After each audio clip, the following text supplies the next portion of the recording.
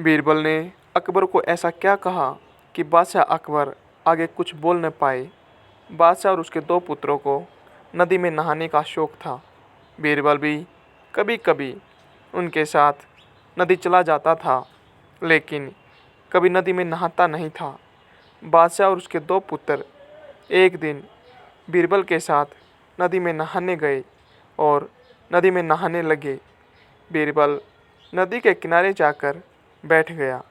बादशाह और उनके पुत्रों के वस्त्रों की नदी किनारे रखवाली करने लगा।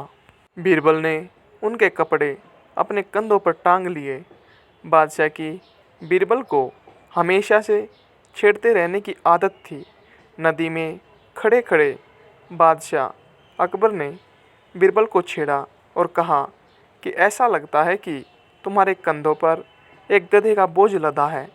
बीरबल भला कब चुप रहने वाले थे, तुरंत बोले, हुजूर, 1 नहीं, 2 नहीं, 3 गधों का। बादशाह यह सुनकर तुरंत चुप्पी साध गए, क्योंकि तीनों के वस्त्र बीरबल ने अपने कंधों पर लटका रखे थे। एक ऐसी बात जिसे राजा नगर में आने वाले हर एक साधु या सन्यासी से पूछता था। पुराने समय की बात है। किसी नगर में एक विचित्र राजा रहता था। उस राजा की एक बहुत ही अजीब आदत थी। जब भी नगर में कोई साधु या सन्यासी आता था, तो वह उसे बुलाकर पूछता था कि गृहस्थ बड़ा या सन्यासी। जो भी बताता कि गृहस्थ बड़ा है, तब वह राजा उससे कहता, तो फिर आप सन्यासी क्यों बने? चलिए गृहस्थ बनिए। इस तरह वह उस सन्यासी को भी गृहस्थ बनने का आदेश देता। और जो यह कहता कि सन्यासी बड़ा है, तब राजा उससे सबूत मांगता। यदि वह सबूत न दे पाता, तो उसे भी गृहस्थ बनने का आदेश देता। इस तरह कई संत आए और उन्हें सन्यासी से गृहस्थ बनना पड़ा। इसी बीच एक दिन नगर में एक महात्मा का आना हुआ। उसे भी राजा ने बुलाया और अपना वही पुराना प्रश्न पूछा, गृहस्थ बड़ा या सन्यासी? महात्मा बोले, राजन, न तो गृहस्थ बड़ा है, न ही सन्यासी। जो अपने धर्म का पालन करे वही बड़ा है। राजा बोला, अच्छी बात है। क्या आप अपने कथन को सत्य सिद्ध कर सकते हैं? महात्मा ने कहा, अवश्य। इसके लिए आपको मेरे साथ चलना होगा।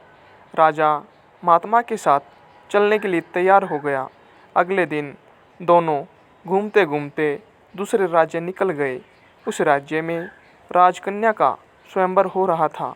दूर दूर के राजा राजकुमार आए हुए थे। बड़े ही विशाल उत्सव का आयोजन किया हुआ था। राजा और महात्मा दोनों उस उत्सव में शामिल हो गए। स्वयंवर का शुभारंभ हुआ। राजकन्या राजदरबार में उपस्थित हुई। वह बड़ी ही रूपवती और सुंदर थी। सभी राजा और राजकुमार स्तब्ध होकर उसे देख रहे थे और मन ही मन उसे पाने की चाहत कर रहे थे।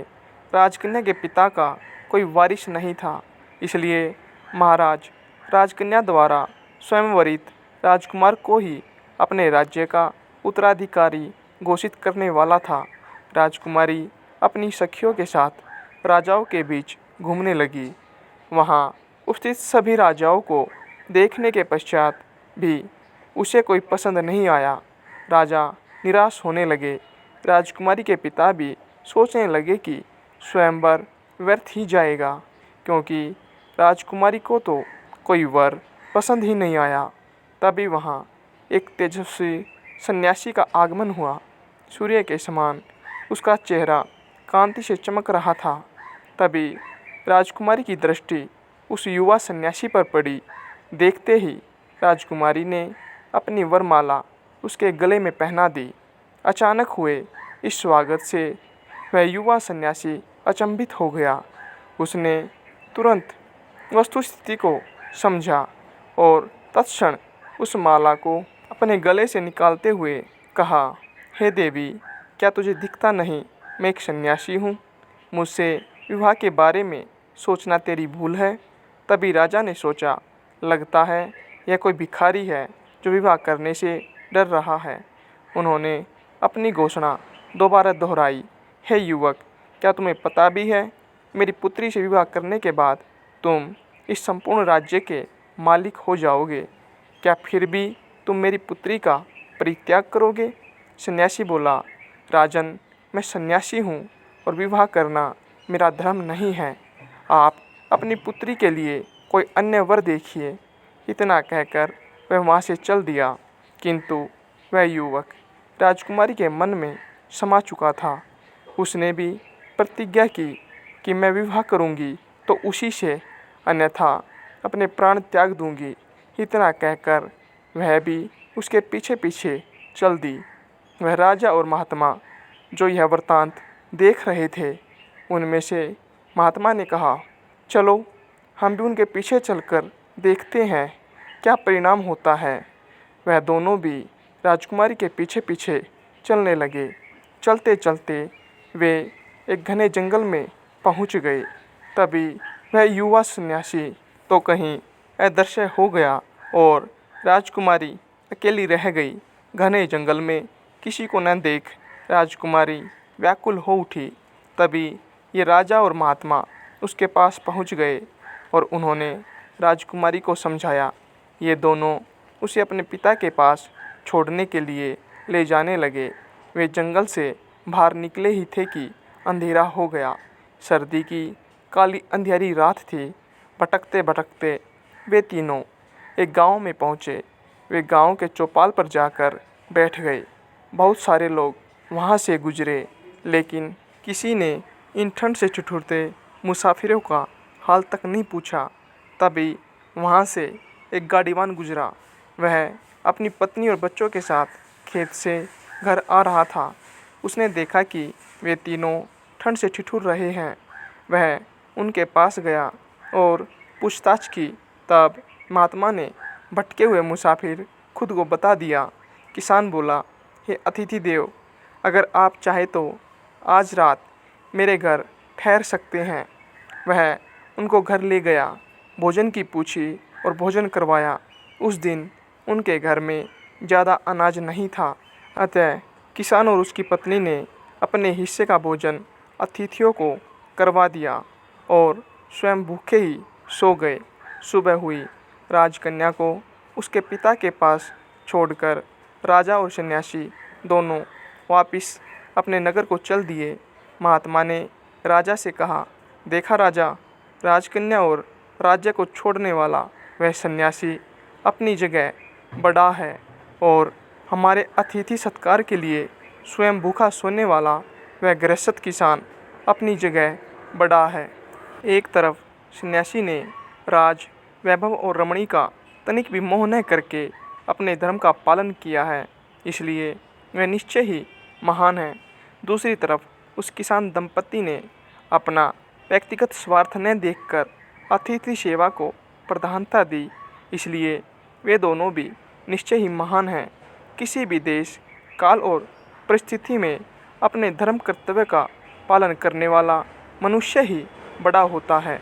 फिर चाहे वह गृहस्थ हो या सन्यासी, कोई फर्क नहीं पड़ता। इस तरह महात्मा ने अपनी बात को सत्य सिद्ध किया। बीरबल ने बादशाह अकबर के लिए फांसी का तख्ता क्यों बनवाया? एक दिन अकबर और बीरबल जंगल में घूमने के लिए गए। एक टेढ़े पेड़ की तरफ इशारा करके अकबर ने बीरबल से पूछा, यह पेड़ टेढ़ा क्यों है? बीरबल ने जवाब दिया, यह इसलिए टेढ़ा है क्योंकि यह जंगल के सभी पेड़ों का साला है।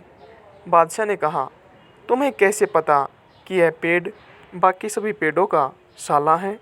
बीरबल ने कहा, दुनिया में यह बात मशहूर है कि कुत्ते की दुम और साले हमेशा टेढ़े होते हैं। अकबर ने पूछा, क्या मेरा साला भी टेढ़ा है? बीरबल ने तुरंत कहा, इसमें कोई शक नहीं। अकबर ने कहा, फिर तो मेरे टेढ़े साले को फांसी चढ़ा दिया जाए। बीरबल ने फांसी लगाने के लिए 3 तख्ते बनवाए, एक सोने का, एक चांदी का और एक लोहे का। उन्हें देखकर अकबर ने पूछा, 3 तख्ते किस लिए?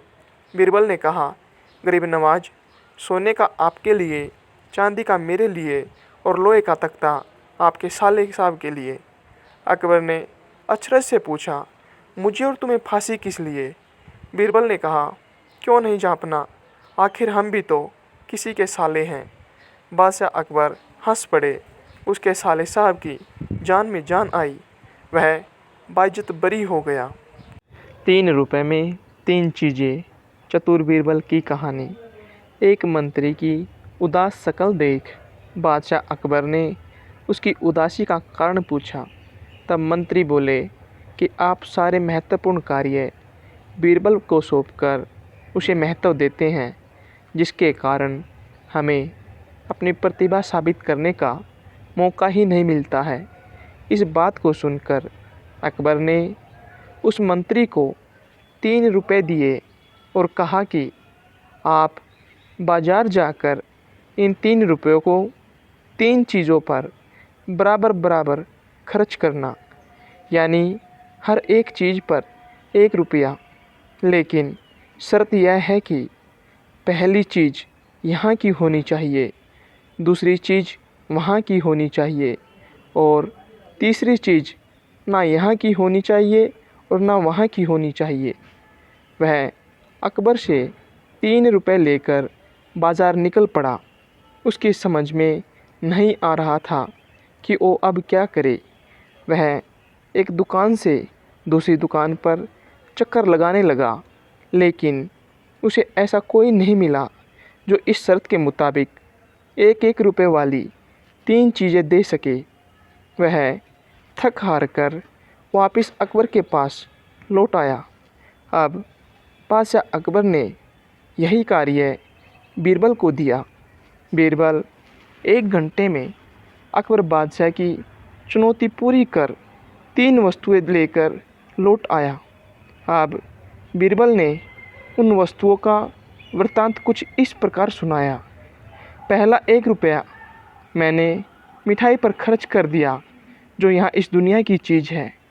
दूसरा रुपया मैंने एक गरीब फ़कीर को दान किया, जिससे मुझे पुण्य मिला, जो वहाँ यानी जन्नत की चीज़ है। और तीसरे रुपये से मैंने जुआ खेला, जिसमें हार गया। इस तरह जुए में हारा रुपया वो तीसरी चीज़ थी, जो ना यहाँ मेरे काम आई न वहाँ परलोक में मुझे नसीब होगी। बीरबल की चतुराईपूर्ण बात सुनकर राजा के साथ साथ दरबारी भी मुस्कुरा पड़े और सभी ने उनकी बुद्धि का लोहा मान लिया। जैसा बोओगे वैसा काटोगे। प्रेरणादायक कहानी। 3 चोर थे। एक रात उन्होंने एक मालदार आदमी के घर चोरी की। चोरों के हाथ खूब माल लगा। उन्होंने सारा धन एक थैले में भरा और उसे लेकर जंगल की ओर भाग निकले। जंगल में पहुंचने पर उन्हें जोर की भूख लगी।